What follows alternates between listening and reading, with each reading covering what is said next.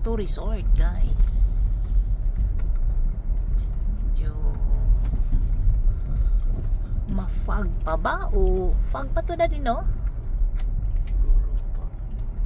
Naginaw dito. Yan, o. Punong-puno. Ito, ano tong sinasabi ni ate? Tanungin mo daw siya lang. Titinda lang yan. Ano ba itong tinitinda niya? Ube, halaya.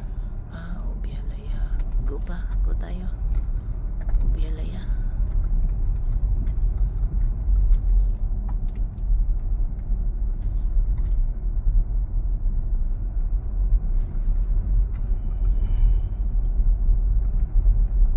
Layo-layo rin na oh.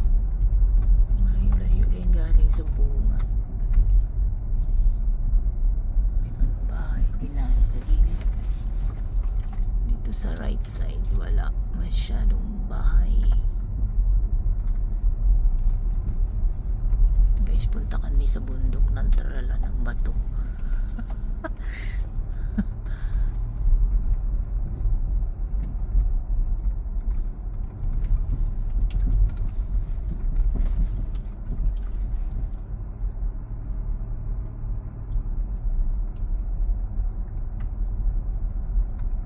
Malayo mga siguro lang.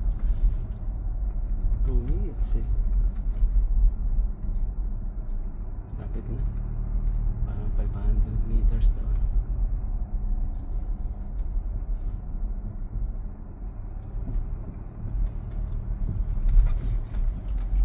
Aroy, aroy, aroy.